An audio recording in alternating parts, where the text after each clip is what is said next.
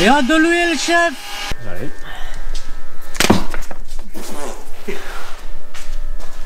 Tout. La douche. Tu filmes? Oui, oui. Ah bah oui, oui, ça je filme.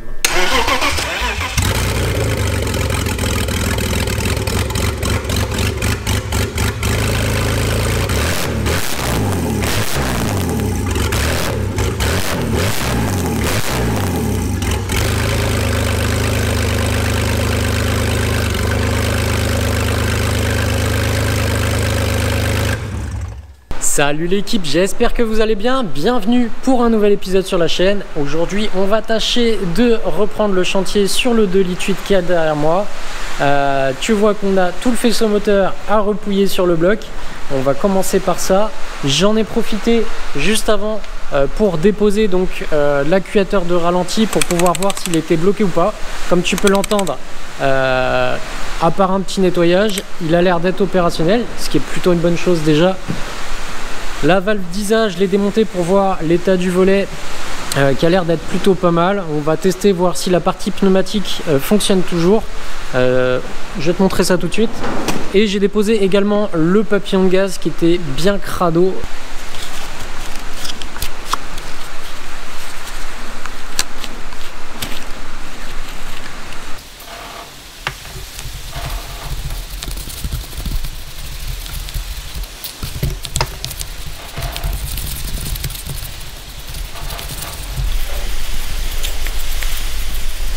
Donc, tu vois, le papillon il avait tendance à rester collé et à rester fermé quand tu l'actionnais.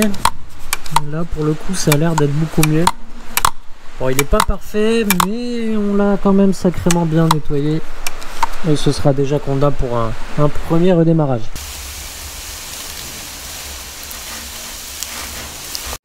Même chose pour l'actuateur de ralenti, je suis venu le nettoyer, le dégripper, il fonctionne parfaitement donc on va le remettre en place. Pour la DISA, du coup, ce que je viens regarder, c'est l'état général du volet, voir donc s'il n'est pas bloqué. Déjà, tu peux entendre, on entend la membrane pneumatique. Et donc, l'astuce pour voir si la membrane est toujours étanche, pas percée et bien fonctionnelle, tu cherches le petit trou de mise à l'air libre qui est juste ici, au bout de mon doigt, que tu peux apercevoir. Tu viens fermer ton papillon à la main, tu bouges ta membrane et tu regardes si le papillon reste fermé. Et tu vois bien, notre membrane a priori est bien étanche. Donc ça c'est un test à faire si tu veux t'assurer que la membrane n'est pas percée. Donc a priori elle est encore bien fonctionnelle. Il y a un petit jeu latéral dessus mais qui n'est pas trop inquiétant. Bon, ça reste une DISA. Faut contrôler régulièrement si tu veux pas de mauvaise surprise, mais malheureusement pas de renfort possible sur ce modèle de DISA, ça n'existe pas encore. Tu vois qu'en déposant la rampe au niveau des injecteurs, on fait quelques trouvailles, notamment littéralement des os. Me demande pas ce que ça fait là, j'en ai strictement aucune idée. Il y a carrément des os. C'est tout à fait normal.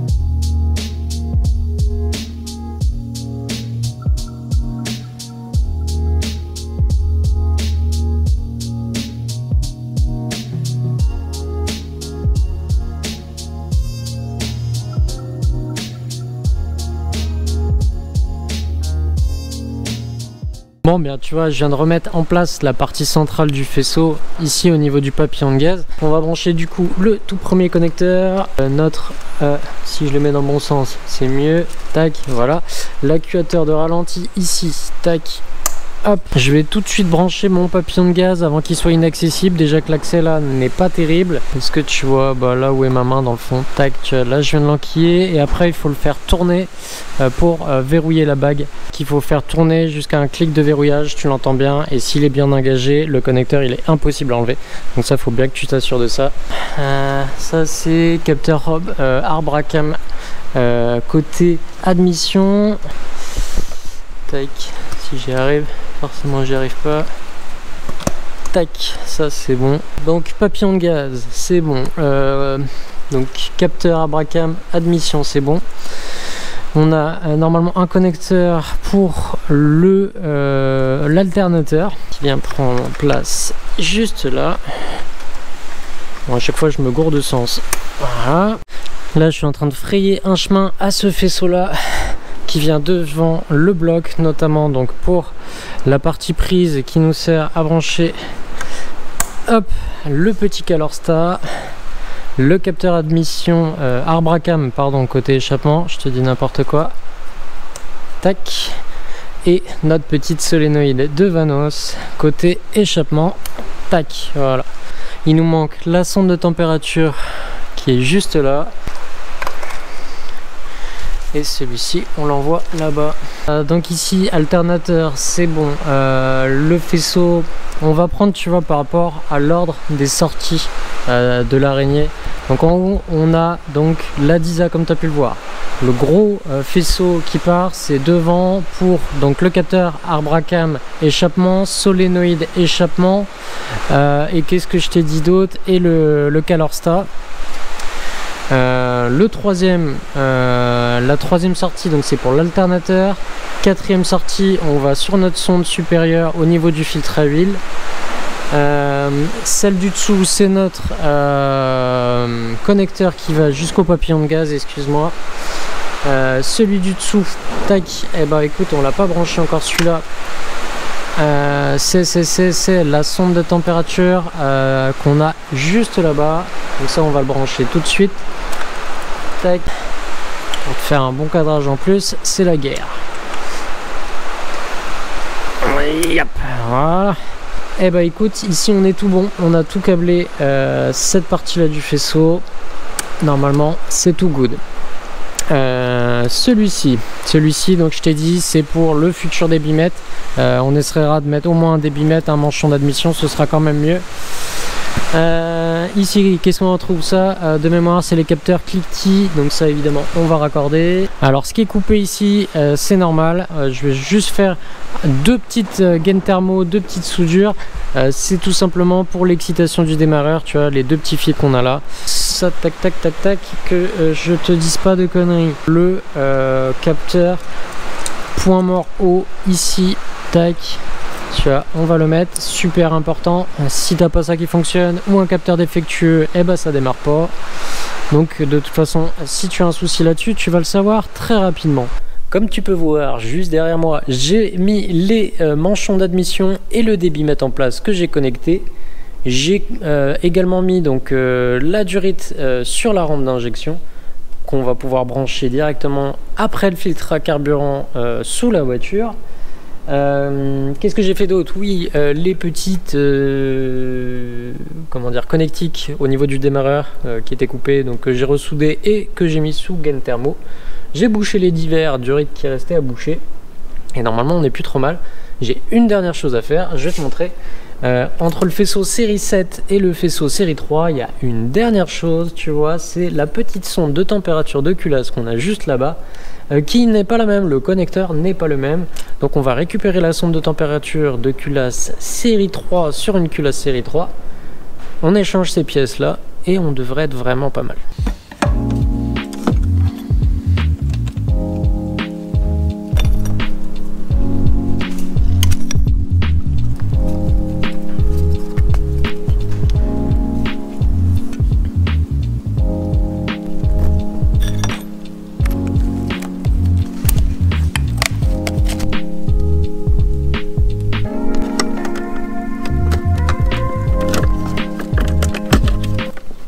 Débrancher juste le temps d'enlever celui du moteur qui est là.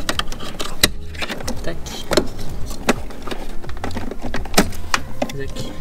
Donc tu vois ce qui compose ton faisceau moteur, c'est le 4 connecteurs, celui-ci sur le calculateur, celui-là tu vois dans la baie moteur juste là, et du coup bah, nous on retrouve nos connecteurs, donc rampe d'allumage qui vient ici sur le calculateur et celui-là ici, et côté moteur on retrouve cette rampe, c'est tout.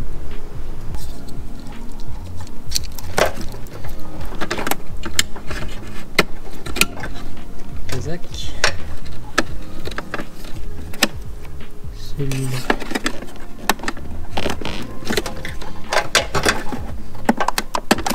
carrément. Zach, le petit blanc. Ouais, ok. Ça va, tu vois, il n'y a pas besoin d'être Einstein. Ouais, non, c'est clair, ça se fait presque tout seul. Donc là, on a celui-ci à remettre. Et celui-là.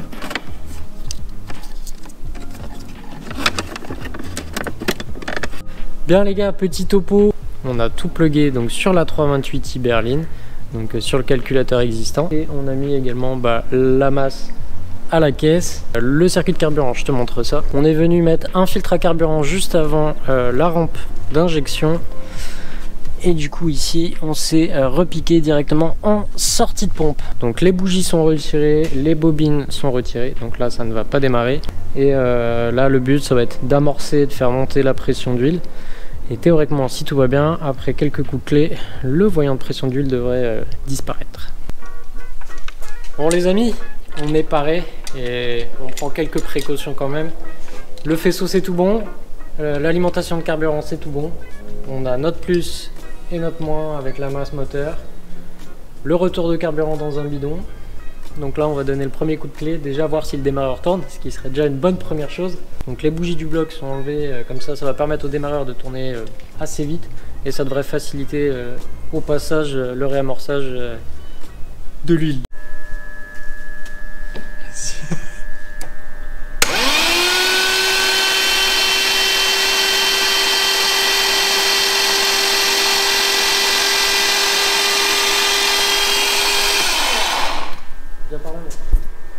J'arrive.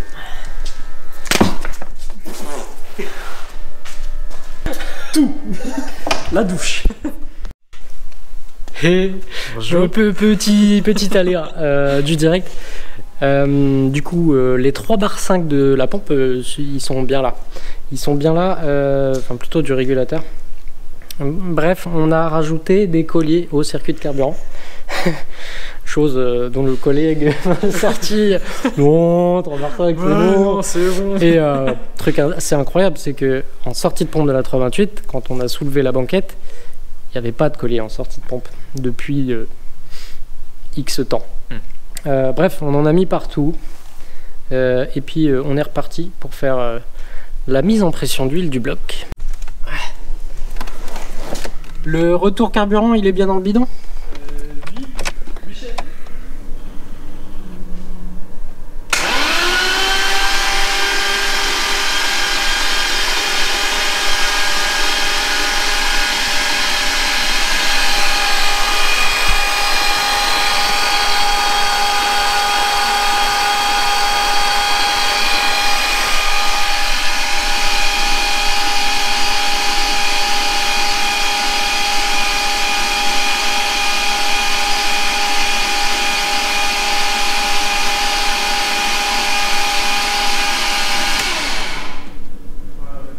Ah, je fais une petite pause pour le démarreur.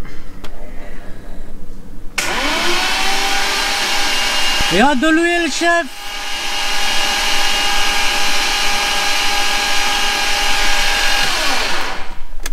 Bon, bien. A priori, pression d'huile, c'est déjà une très bonne chose.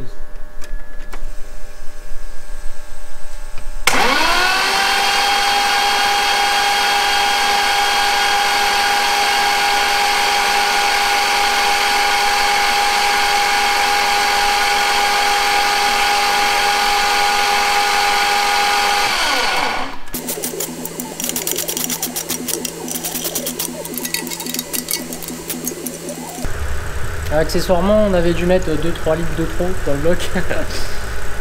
Disons qu'on était allé un petit peu trop vite. Pensant que le bloc était vide, en fait, moi j'ai arrosé les câbles histoire de faciliter l'amorçage des poussoirs. Sauf que j'ai déjà dû mettre peut-être 1,5 litre et puis vu qu'on a rajouté 5 litres en se disant bon, il y a de la marge, bah en fait il n'y avait pas de marge. Je les sers. Le problème c'est qu'elles sont vieilles, les joints sont déjà écrasés, donc j'ai pas envie de jouer. Oui, oui. C'est juste pour un petit démarrage tranquille. Je vais essayer, mais vraiment au contact, comme on dit. Avec bobinas.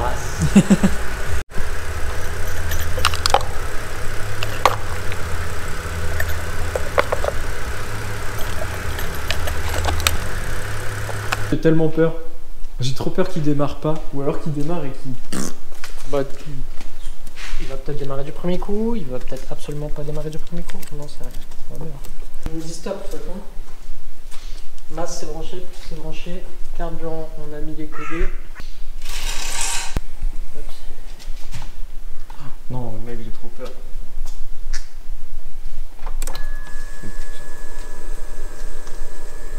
Tu filmes? Oui, oui. Ah bah oui, oui, ça, je filme.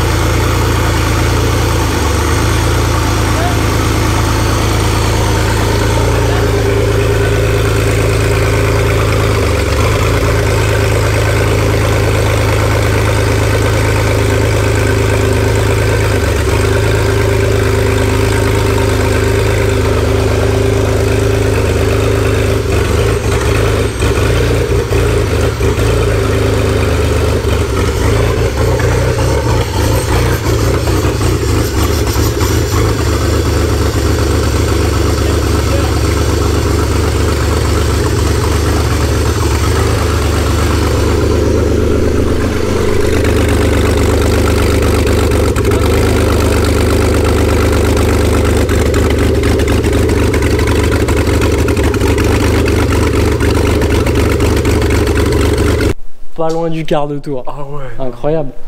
Les injos, bon, on sait pas trop. Il était gras. Mais déjà, il n'y a pas les lambdas. Les lambdas sont pas branchés, donc ils tournent sur une carto absolument complètement dégradée. Et tu as vu que dès qu'on essayait de mettre du gaz, ça broubroutait. Mais vu comment il doit tourner à 9 d'AFR à peu près, hein, je pense, il n'y a rien d'étonnant. On aurait dit un TDI.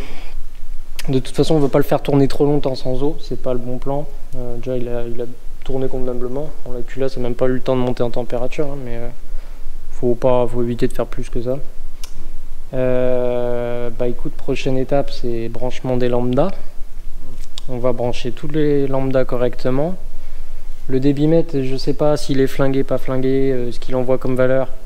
Parce que j'ai mis ce que j'ai pu, à savoir celui qui était sur la turbo, qui a mangé de la pression et compagnie. Donc autant te dire qu'il n'est pas forcément neuf. On va s'attarder un peu plus sur le faisceau moteur. Je te représente une fois de plus rapidement comment ça se passe. On a deux connecteurs, ces deux-là, qui viennent directement sur le calculateur moteur. Donc celui-ci, c'est la rampe d'allumage. Donc son alimentation ici et les signaux balancés par le calculateur.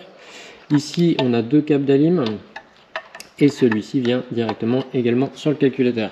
Le petit blanc qui est là, le petit noir et celui-là, donc les connecteurs d'alimentation, ils se retrouvent sur cette seconde partie du faisceau, celle que je n'avais pas mise en place pour le moment.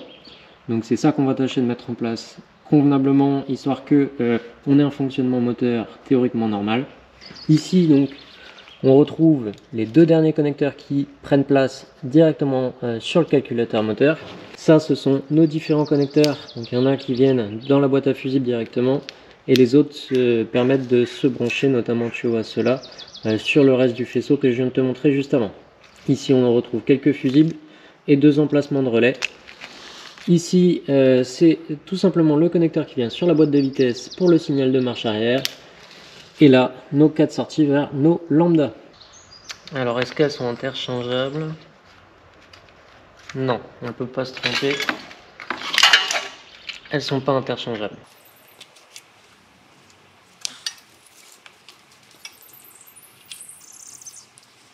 En ce qui concerne les lambdas amont catalyseur, tu peux pas te tromper puisque les connecteurs sont différents.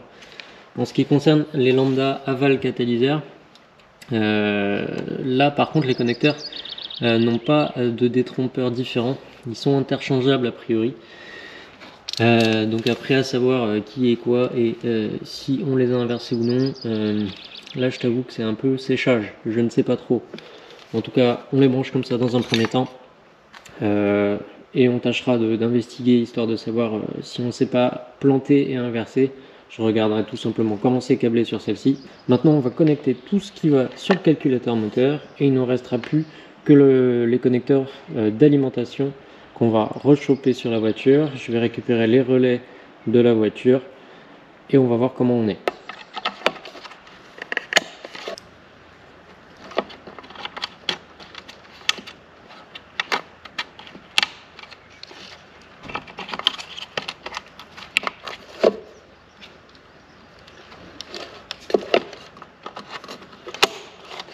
Une fois qu'on a tout connecté au niveau du calculateur, tu vois qu'il nous reste un seul emplacement de libre qui correspond au faisceau côté habitacle de la voiture.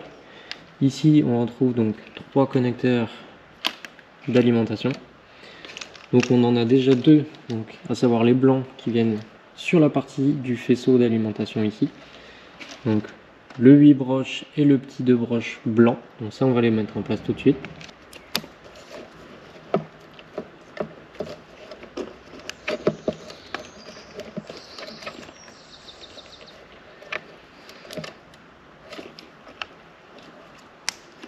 Donc là les amis, notre faisceau il est complet, il nous manque les 2 relais à mettre en place. On se retrouve donc avec un petit connecteur double noir ici sur la rampe d'allumage à connecter. Et sur cette partie là du faisceau, donc la deuxième partie côté lambda, on retrouve 2 connecteurs en double. Un qui est composé simplement d'un conducteur et l'autre de 2. Et ici un petit connecteur donc avec 4 plots, mais il y a 3 conducteurs de connectés dessus. Voilà, c'est tout ce qu'on a à brancher. On va brancher ces connecteurs là sur la caisse. On va rebrancher le système de carburant que j'ai débranché. Et théoriquement, on a un faisceau absolument complet côté bloc, avec des lambdas théoriquement fonctionnels. Et comme je te disais, on va juste récupérer le débitmètre de celle-là, histoire de l'enlever de l'équation si jamais celui-là déconne. Et là, théoriquement, notre bloc devrait tourner correctement. C'est ce qu'on verra. Donc du coup, ici, côté voiture, je redéfais tout le faisceau moteur. Donc, on vire déjà tout ça. Niveau calculateur moteur, on va tout virer également. Comme ça, on se fait de la place et de la visibilité. Tac. Donc là, je revire exactement la même chose de notre moteur ici présent. Donc tout ce qui concerne la rampe d'allumage ici et le faisceau moteur principal. Je mets tout ça de côté derrière. On va sortir le calculateur d'origine. On va le mettre gentiment de côté. Et là, on y voit bien clair. Donc là, tu vois, on retrouve nos petits fusibles, nos 2 relais qu'on va récupérer. Et on va se connecter. Donc tout ce qui est du coup, a priori, ce qui nous intéresse, bah, tu vois, c'est les connecteurs qui sont derrière. J'espère que tu vois bien, je te mets un peu de lumière. Donc là-bas dans le fond, on retrouve ce que je t'ai montré là, le double avec le seul conducteur unique et le petit double avec les 2 fils. Et le reste, le 3 broches, il est juste derrière ici. Là. Je sais pas si tu l'aperçois, mais il est dans le fond. Tac, bon déjà on va tâcher d'essayer de récupérer nos relais. Donc hop, un petit, notre deuxième relais. Tac. Bon là c'est pareil, tu as un code couleur, tu peux pas trop te tromper. Donc là je vais déconnecter ce qui nous intéresse dans le fond. Hop, donc le double ici, celui-là. Voilà. Lui il n'a pas bougé. Donc voilà, ça c'est pareil, je mets de côté. Et normalement on a tout ce qu'il nous faut. Donc là on est sur le faisceau moteur. On va venir mettre en place nos relais. Donc on se plante pas de sens. Est-ce qu'il y a un détrompeur? A priori il est comme ça. Tac. Celui-là c'est pareil. Voilà. Donc ça, tu vois, partie protection, relais, les fusibles, ils sont bien tous dedans, j'ai vérifié. Et maintenant, on va pouvoir passer à nos connecteurs. Donc là, ça me permet de voir des trucs super intéressants qui va beaucoup nous aider quand on va passer à la partie swap, donc adaptation du faisceau sur le TI. Tu vois, les 3 connecteurs dont je te parlais là, les 2 doubles, quand tu regardes en dessous l'arrivée, bah en fait tu te rends compte qu'il n'y a qu'un seul fil qui n'est ni plus ni moins qu'un fil d'alimentation. Donc en fait ça, si on voulait simplifier la chose, on pourrait les mettre tous ensemble sur un positif et ça fonctionnerait. Donc a priori tu vois, ces deux fils là, ce n'est que de l'alimentation. Donc déjà, ça fait une énigme en bon. Si on n'a pas ces connecteurs de présence sur le TI, eh ben on s'en fout, on les mettra ensemble et on raccorde ça à un positif. Et déjà, ça fait des questions en moins. Bon, du coup, en l'occurrence, l'ordre, on s'en fout. On va mettre ça là. Celui-là, on va le mettre là.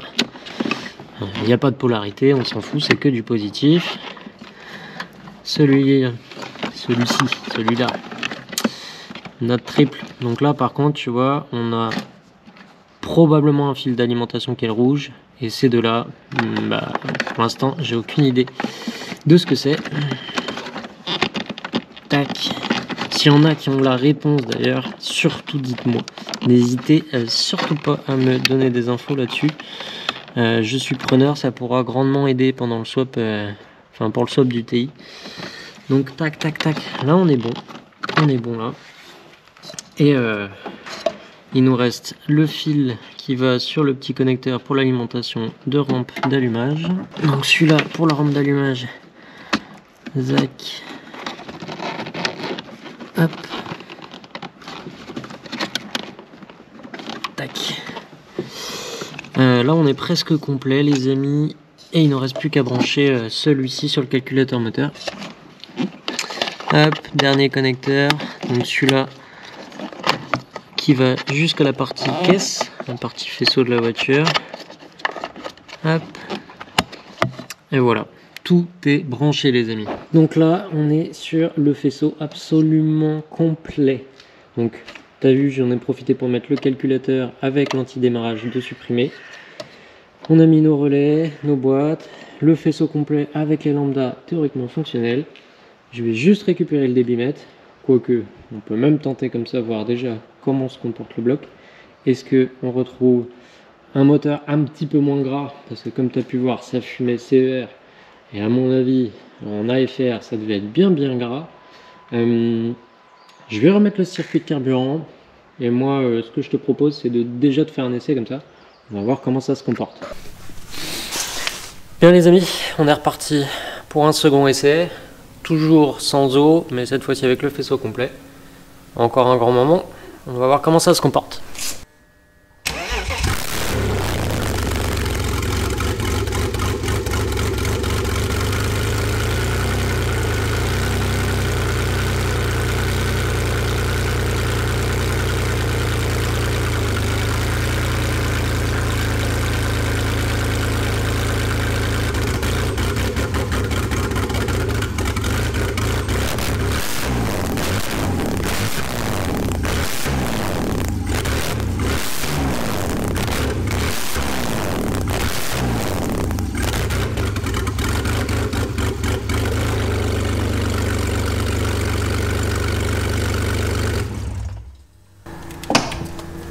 Incroyable. Bon, bah écoute, un succès. Ça prend des tours, c'est bien. Par contre, t'as vu, ça a l'air toujours d'être bien gras. Donc, à mon avis, il y a soit de la lambda de morte, ce qui est pas impossible, et c'est peut-être aussi le débitmètre, comme je te disais, qui est la cause du problème.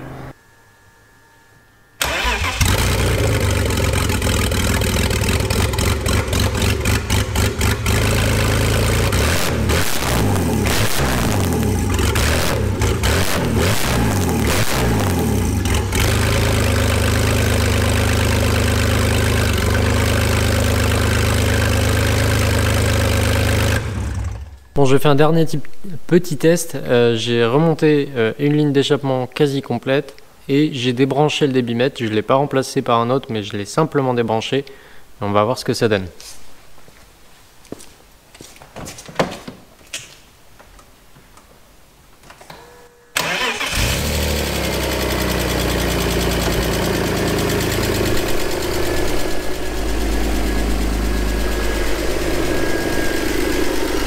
Déjà, ça a l'air de tourner mieux et moins rare.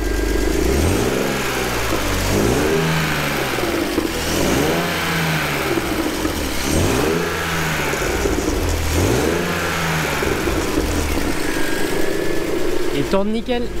Je pense qu'il n'y a plus de doute sur le fait que c'était notre débitmètre qui foutait le bazar au niveau de la richesse.